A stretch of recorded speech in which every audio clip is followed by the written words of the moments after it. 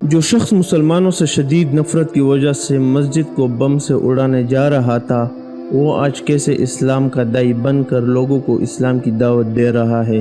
امریکہ کی ریاست انڈیانا کے شہر منسی میں پیدا ہونے والا رچرڈ میکینی ریمبو کی فلمیں دیکھتے ہوئے بڑا ہوا اور اسی کی طرح سخت جان اور طاقتور بن کر دشمنوں کو مارنا چاہتا تھا۔ اس کے اسی عزم اور اپنے ملک امریکہ سے شدید محبت نے اسے امریکن میرین تک پہنچا دیا۔ رچرڈ ایک مضبوط جسم کا مالک طاقتور انسان تھا اور پیشہ ورانہ عسکری مہارت کی وجہ سے ترقی کرتے ہوئے سارجنٹ بن گیا۔ اس نے امریکی فوج کی طرف سے کئی جنگوں میں حصہ لیا۔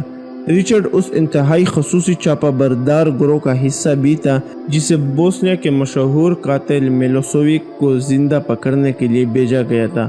تمام بڑے بڑے جنگوں میں شرکت کرنے کی وجہ سے اس میں سخت دلی اور بالخصوص مسلمانوں سے شدید نفرت پیدا ہو چکی تھی۔ یہ نفرت اتنی بڑی تھی کہ ایک دفعہ جوتے کی دکان میں اس نے دو خواتین کو دیکھا جنہوں نے حجاب کیا تھا تو ان کی گردنیں توڑنے کا ارادہ کر لیا تھا۔ اسی شدید نفرت کی بدولت اس نے منسی میں مسلمانوں کے بڑے مسجد میں جمعے کے دن دھماکہ کرنے کا منصوبہ بنایا۔ اس کا منصوبہ تھا کہ وہ سینکڑوں مسلمانوں کو بم سے اڑا کر اپنی گاڑی میں بیٹھے ان کے چیتڑے اڑتے دیکھے گا، لیکن قدرت کو کچھ اور ہی منظور تھا۔ مسجد کو بم سے اڑانے سے پہلے اس نے آخری مرتبہ اسلام اور مسلمانوں کے بارے میں جاننے کا فیصلہ کیا۔ رچرڈ ایک مسجد میں داخل ہوا تو وہاں ایک نمازی نے اسے خوش آمدید کہا اور پوچھا کہ کیا وہ اس کی کوئی مدد کر سکتا ہے۔ رچرڈ نے اس شخص سے اسلام کو جاننے کی خواہش ظاہر کی، چنانچہ اس نمازی نے اسے قرآن مجید دے دیا اور کہا کہ آپ اس کو پڑھیے اور پڑھنے کے بعد جو سوالات پیدا ہو وہ آپ ہم سے پوچھ لیجئے گا۔ چنانچہ رچرڈ قرآن پڑھتا گیا اور جا کر سوال کرتا گیا، یہاں تک کہ 2 مہینے بعد دنیا نے قرآن کا یہ معجزہ بھی دیکھ لیا کہ وہی شخص جو کل تک مسجد کو بم سے اڑانے کی تیاری کر رہا تھا، آج وہی کلمہ شہادت پڑھ رہا ہے۔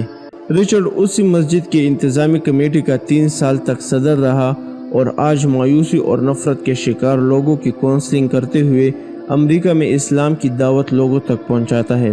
ایک انٹرویو میں رچرڈ نے بتایا کہ قرآن کی اس ایک آیت نے اس کی زندگی بدل دی کہ جس شخص نے ایک انسان کی جان بچائی گویا اس نے پوری انسانیت کو بچا لیا۔ اگر قرآن کی ایک آیت مسلمانوں کے کٹر دشمن کی زندگی بدل سکتا ہے تو پورا قرآن کیا کچھ انقلاب برپا کر سکتا ہے۔ لیکن پھر بھی ہماری زندگیاں کیوں تبدیل نہیں ہو رہی؟ اس کی صرف ایک وجہ ہے کہ رچرڈ نے قرآن کو پڑھا اور سمجھا، لیکن ہم قرآن کو صرف پڑھتے ہیں، سمجھتے نہیں، ورنہ یہ ممکن ہی نہیں کہ رچرڈ کی طرح ہماری زندگیاں بھی تبدیل نہ ہو۔ ویڈیو پسند آئے ہو تو اپنے دوستوں کے ساتھ بھی ضرور شیئر کریں۔ والسلام۔